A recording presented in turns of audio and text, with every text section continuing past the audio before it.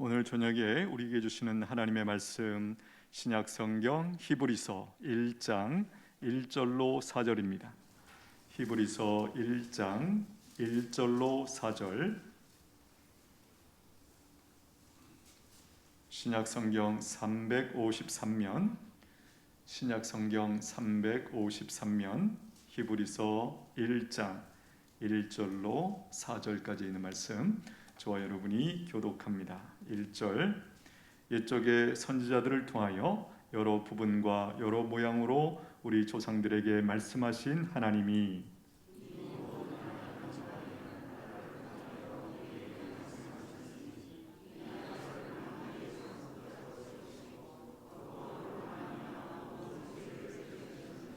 이는 하나님의 영광의 광채시요 그 본체의 형상이시라. 그의 능력의 말씀으로 만물을 붙드시며 죄를 정결하게 하는 일을 하시고 높은 곳에 계신 지극히 크신 이의 우편에 앉으셨느니라. 그가 천사보다 훨씬 뛰어남은 그들보다 더욱 아름다운 이름을 기업으로 얻으심이니. 아멘. 오늘 본문을 가지고 유호준 목사님 나오셔서 천사가 아닌 아들을 바라보라 라는 제목으로 말씀 증거하시겠습니다.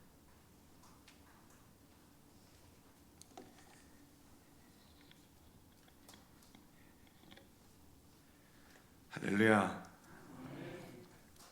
이 시간 천사가 아닌 아들을 바라보라 라는 제목으로 하나님의 말씀 전하겠습니다.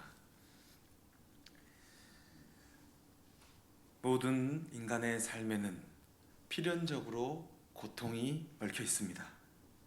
우리 성도님들 역시 예외일 수 없습니다.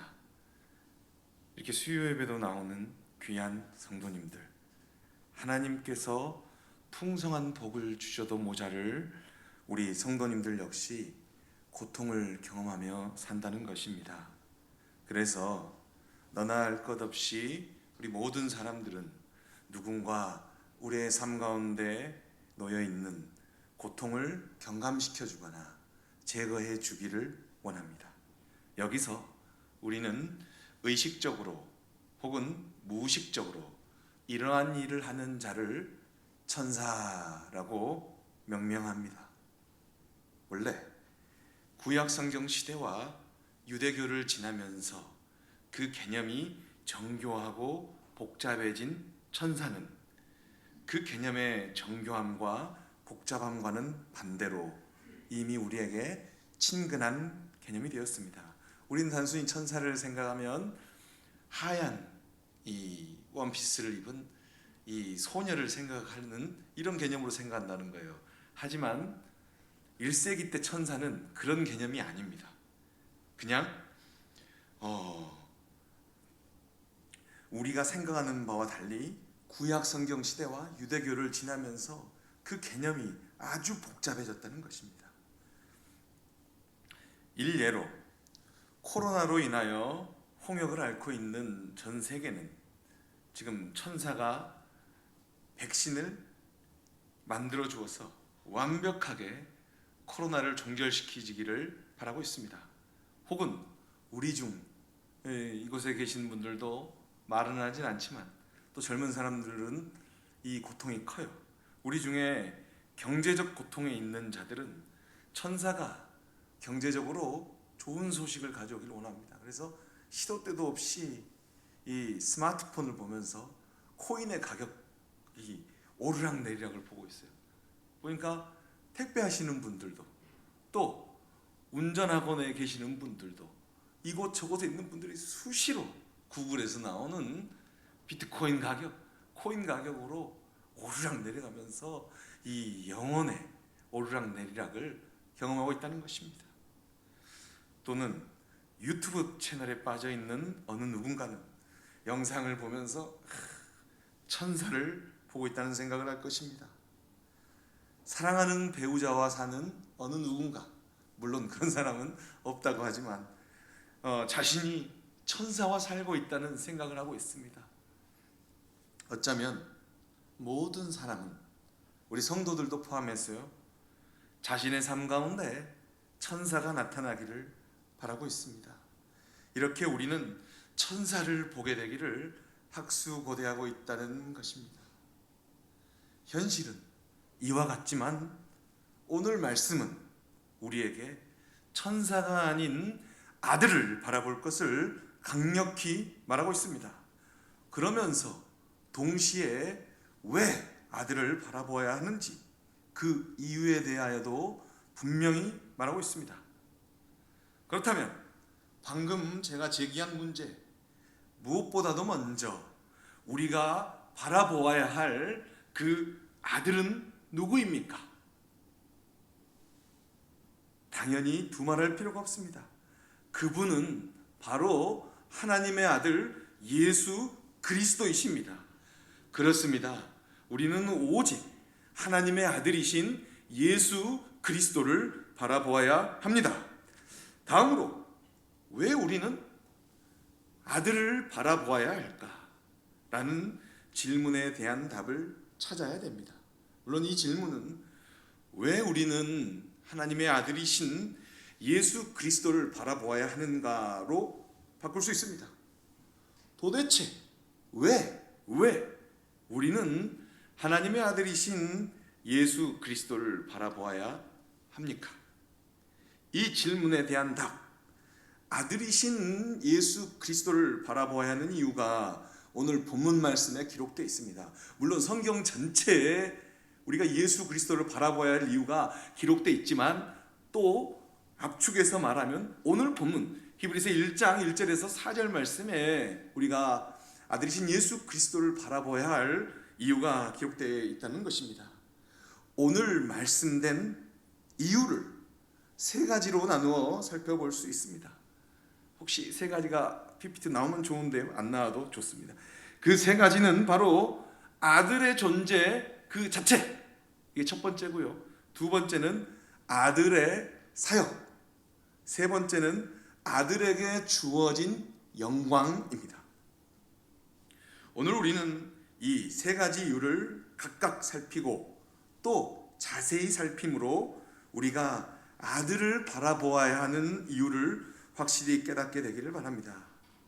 그래서 내 삶의 모든 순간, 특히 지금같이 고통이 가득한 순간에도 천사가 아닌 아들을 바라봅시다. 우리에게 있어서 아들을 바라보아야 할 첫 번째 이유는 바로 아들의 존재 그 자체에 있습니다. 아들의 존재 그 자체. 그렇습니다. 우리가 천사가 아닌 아들을 바라보아야 하는 첫 번째 이유는 아들의 존재 그 자체에 있습니다. 하나님의 아들이신 예수 그리스도는 보통 분이 아니셨습니다. 그 아들 예수 그리스도는 오늘 본문 히브리서 1장 1절에서 4절까지 기록된 대로 구약의 예언을 성취하시는 분이셨습니다. 하나님 나라를 선포하는 분이셨습니다. 만유의 상속자이셨습니다.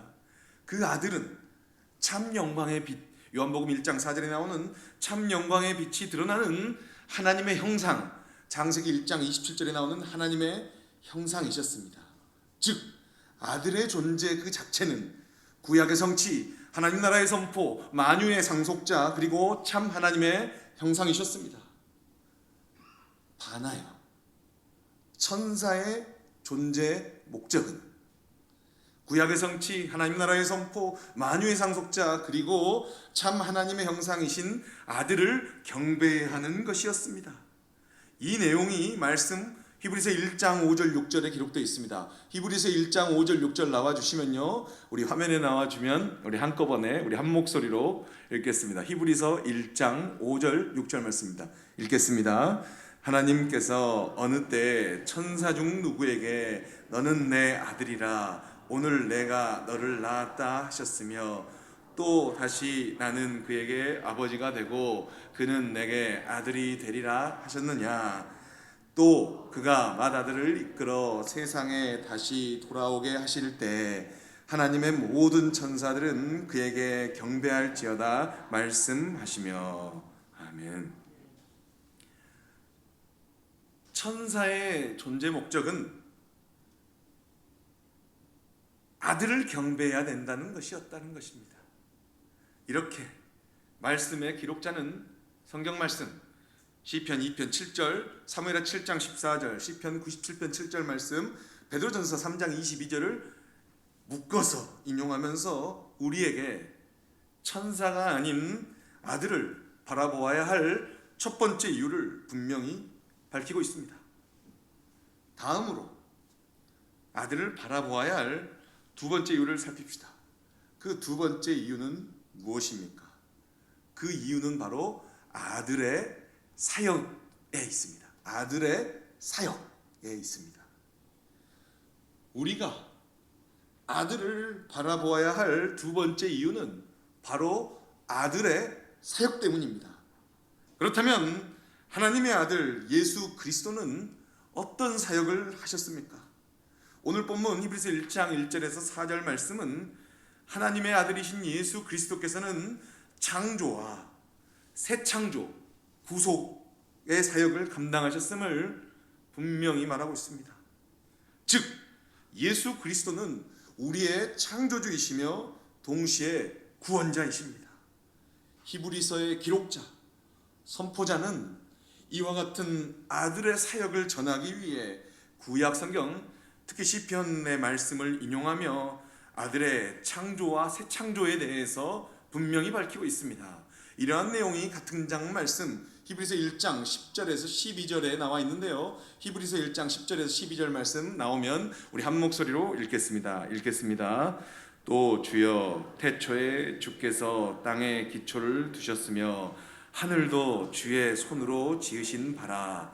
그것들은 멸망할 것이나 오직 주는 영존할 것이요 그것들은 다 옷과 같이 낡아지리니 의복처럼 갈아입을 것이요 그것들은 옷과 같이 변할 것이나 주는 여전하여 연대가 다함이 없으리라 하였으나.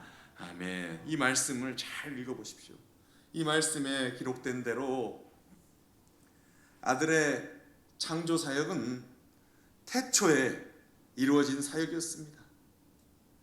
창세기 1장 1절에는 태초에 하나님이 천지를 창조하셨다 라고 나와 있는데 요한복음 1장에 보면 태초에 하나님이 천지를 창조하셨는데 예수님과 같이 창조하셨다 이렇게 나와 있어요. 요한복음 서론에 기록된 바와 같이 아들이신 예수 그리스도께서는 친히 태초에 천지를 창조하셨습니다. 천지를 창조하실 때요 저와 우리 성도님들도 창조하셨습니다. 물론 무슨 소리냐 할 수도 있습니다. 우리는 부모님이라는 이 창조 공간에서 하나님께서 부모님을 통하여서 창조하셨다는 것입니다. 이러한 창조의 원리 가운데 창조된 모든 것들은 멸망할지라도 아들은 영원할 것입니다. 아들로부터 창조된 모든 것들은 시간의 흐름에 따라 아들의 계획대로 변화할 것입니다. 저와 여러분들이 이렇게 교회를 지키고 교회를 아끼고 사랑하고 있지만 우리도 하나님이 부르시면 가야 하지 않겠어요? 또 우리도 때가 되면 제가 되는 거예요. 또 어떻게 보면 묻혀지는 거예요. 아들만이 영원하시다는 거예요. 아들은 때가 이르자 갈라디아 4장 4절에 나온 그때 말입니다. 아들은 때가 이르자 즉 종말의 때 십자가에서의 죽으심과 부활을 통하여 창조된 모든 것들을 창조하신 모든 것들을 새롭게 창조하셨습니다. 새 창조요. 십자가에서 죽으시고 부활하심으로 아들이신 예수 그리스도는 만물을 새롭게 하셨습니다. 십자가의 순종 빌립보서 2장 5절에서 11절에 나오는 너희 안에 이 마음을 품으라 곧 그리스도 예수의 마음이니 그는 근본 하나님의 본체시나 이 찬양 얻기 말씀입니다. 십자가에서의 순종을 통하여 아들은 시간의 주관자, 역사의 주관자가 되셨습니다. 그리고 이 시간 오후 7시 23분으로 돼 있는데 15분 안에 끝날 것 같습니다만, 이 시간, 지금 이 시간, 나의 창조주이시고 하나님의 아들이신 예수 그리스도는 나를 새롭게 하셨고 나를 하나님의 자녀 삼아 주셨습니다. 우리를 새롭게 하셨고 우리를 하나님의 자녀 삼아 주셨습니다. 이것이 바로 새 창조인 것입니다. 이것이 바로 아들의 사역인 것입니다. 그리고 하나님께서는 아들을 통한 이 사역을 돕기 위하여 천사들과 사역자들을 사용하십니다. 천사들과 사역자들을 사용하십니다. 이와 같은 사실에도 불구하고 우리는 자꾸 천사들과 사역자들에게 집중하고, 특히 사역자들에게 집중하고 그들을 깊이 바라보고 묵상하고 또 반추하고 되새김질하면서 깊이 바라보려는 경향이 있습니다. 이러한 경향은 우리가 가진 육신적인 관점으로 인한 것입니다. 왜냐하면 천사들과 천사들의 능력이 나타나는 사역자들은 창조주이시며 구원자이신 아들의 역할을 돕는 것, 그 이상 그 이하도 아니기 때문입니다. 그래서 우리는 천사가 아닌 아들을 바라보아야 합니다. 이 내용이 분명히 말씀 히브리서 1장 7절에 기록되어 있습니다. 1장 7절 나오면 우리 한 목소리로 읽겠습니다. 히브리서 1장 7절 읽겠습니다. 또 천사들에 관하여는 그는 그의 천사들을 바람으로 그의 사역자들을 불꽃으로 삼으시느니라 하셨으되, 아들을 위하여 천사들을 바람으로 그의 사역자들을 불꽃으로 삼으셨다라고 말씀에 기록되어 있습니다. 그래서 오늘 보면 히브리서 1장 7절 말씀은 내가 사역자 때문에 시험에 빠졌다, 내가 사역자 때문에 신앙을 잃어버렸다라고 강력히 주장하는 성도들을 지지하지 않는 본문이기도 합니다. 어쩌면 시도 때도 구분하지 못하고 이러한 말을 하는 사람들은 스스로 자신의 신앙의 대상이 천사나 사역자였다는 것을 드러내는 말일 수도 있습니다. 그들이야말로 조심스레 자신들에게 깊이 뿌리내린 육신적인 관점을 돌이켜볼 필요도 있습니다. 이제 마지막으로 천사가 아닌 아들을 바라보아야 하는 세 번째 이유를 살핍시다. 그 세 번째 이유는 바로 아들에게 주어진 영광, 아들에게 주어진 영광 때문입니다. 아들에게 주어진 영광은 아들의 사역으로부터 시작되었습니다. 즉 십자가의 죽으심과 부활하심입니다. 오늘 본문 히브리서 1장 1절에 4절에 기록된 대로, 또한 사도신경에 기록된 대로 부활 승천하신 아들은 영광스러운 하나님 아버지 보좌 우편에 앉으셨습니다. 그래서 그 아들의 영광은 감히 천사와 비교할 수 없는 것이었습니다. 이렇게 하나님 아버지 보좌 우편에 앉으신 아들에게 주어진 영광의 빛이, 하나님 보좌 우편에 앉으신 그 아들의 영광의 빛이 이 땅을, 온 땅을 비출 때에는 그날은 종말의 완성, 구원의 완성의 날인 것입니다.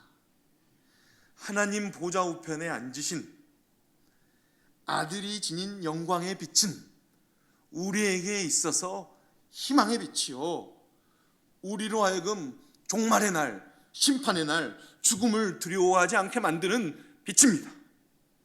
우리는 이러한 진리가 묵시문학적인 용어를 빌려 그리스도의 승리를 선포한 요한계시록에 분명히 기록되어 있음을 알고 있습니다.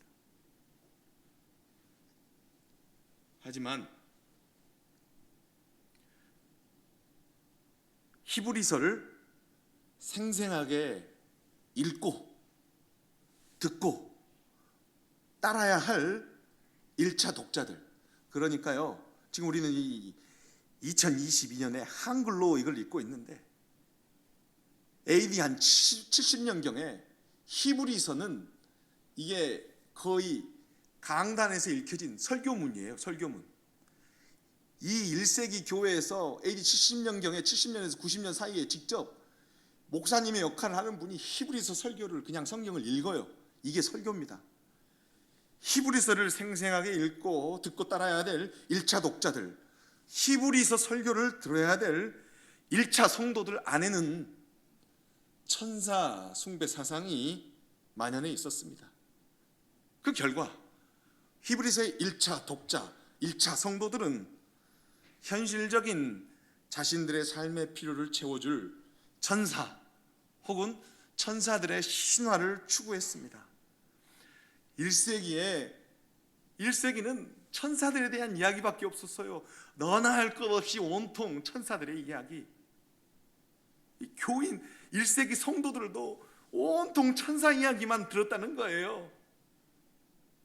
이게 바로 천사 숭배 사상. 그래서 그들조차도 1세기에 히브리서를 읽고 듣고 따라야 될 성도들조차도 아들에게 주어진 영광보다 아들의 수종을 들어야 되는 천사에 대한 담론, 천사에 대한 숭배에 더 관심을 두었다는 것입니다. 천사가 그나마 위대한 것은 천사가 하나님의 영광의 빛을 반사하기 때문에, 발광체가 아니라 반사체이기 때문에 그 빛이 나오는 건데, 그 반사체에 대한 이야기, 반사체의 능력에 대한 이야기로 온통 충만했다는 거예요.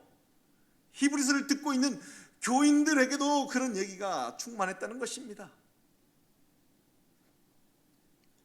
흥미롭게도 저와 우리 성도님들 역시 이와 같은 상황에 놓여 있습니다.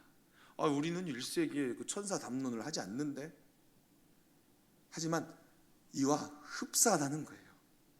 우리 역시 우리 삶을 짓누르는 고통에 갇혀서 누군가가 천사의 역할, 천사와 같은 사역자의 역할을 해주기를 바라고 있다는 거예요. 우리들도 삶이 얼마나 고통스럽습니까?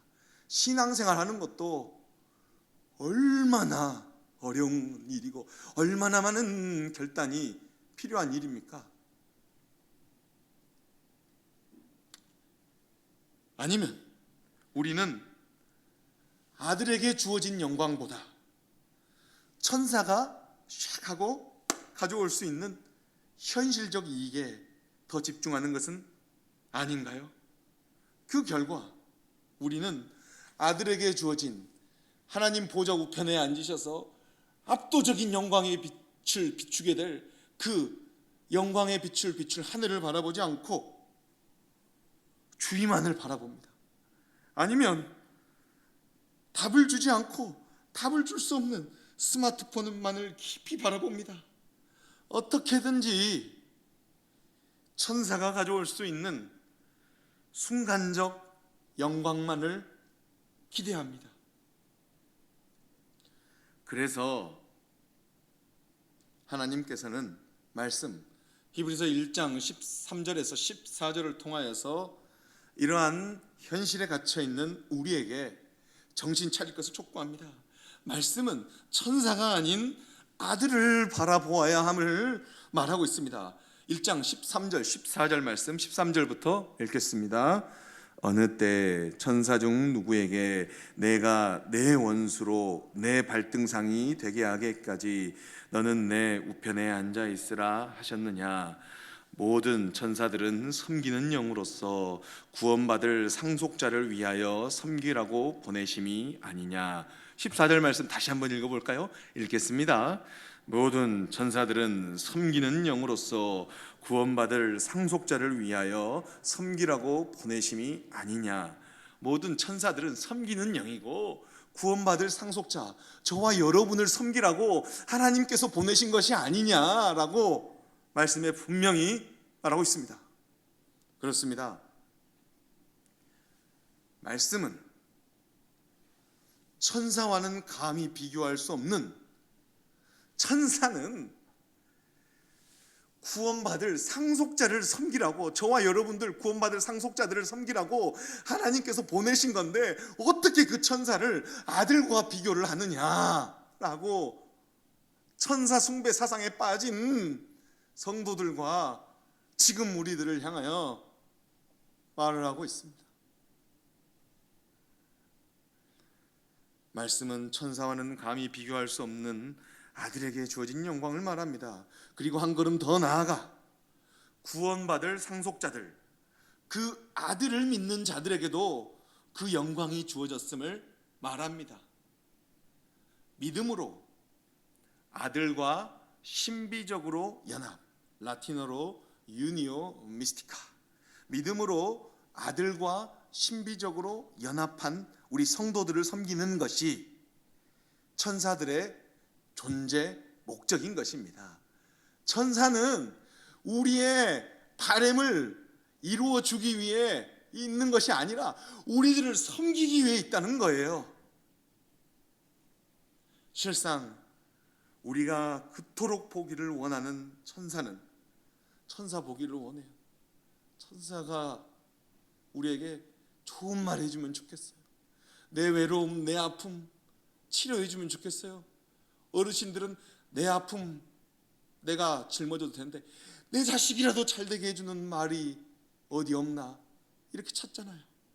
천사가, 실상 우리가 그토록 보기를 원하는 천사는 아들을 믿는, 아들과 연합한 우리를 섬기기 위하여 하나님께서 보내신 것입니다. 조심스럽지만 아주 조야하게, 나이브하게 말한다면 천사들은 저와 우리 성도님들의 종인 것입니다. 그러므로 우리는 종인 천사가 아니라 아들을 바라보아야 합니다. 지금까지 우리는 천사가 아닌 아들을 바라보아야 하는 세 가지 이유에 대해서 살폈습니다. 세 가지 이유에 대해 살폈는데 그 세 가지 이유는 첫 번째, 아들의 존재 그 자체. 두 번째, 아들의 사역. 세 번째, 아들에게 주어진 영광인 것입니다. 우리가 만약 예수 그리스도께서 누구이신 줄 안다면, 예수 그리스도께서 어떤 일을 하셨는지를 안다면, 그 결과 예수 그리스도께 주어진 영광이 무엇인지 분명히 알게 된다면 천사 바라보기를 원하는 것이 얼마나 허탄한 일인가를 깨닫게 될 것입니다. 또 천사도 아니면서 천사인 척 말하고 행동하는 것이 얼마나 영혼에 무익한 일인가를 깨닫게 될 것입니다. 천사 아닌데 자꾸 천사처럼 말하려고 하면 안 돼요. 영혼에 무익하다는 거예요. 단언컨대 아들의 존재 그 자체, 아들의 사역으로 인하여 결박당한 사탄은 아들에게 주어진 영광이 이 땅을 찬란하게 비추기 전까지 우리가 아들이 아닌 천사를 바라보도록 현혹할 것입니다. 사탄은 예수 그리스도의 죽으심과 부활로 인해서 묶여 있어요. 그런데 그 사탄이, 근육이 묶여 있는 채로도 워낙 무섭고 또 워낙 아름답고 워낙 강렬하기 때문에 우리에게 강렬함으로 다가와요. 그래서 결박당한 사탄은 우리로 하여금 아들이 아닌 천사를 바라보도록 우리를 현혹할 것입니다. 현혹하고 있습니다. 몸부림치고 있습니다. 사탄은 우리가 아들을 바라보지 않고 천사를 바라보아 아들을 닮는 것이 아니라 천사를 닮도록 만들 것입니다. 그런데 문제는 그 천사가 가장한 천사라는 것입니다.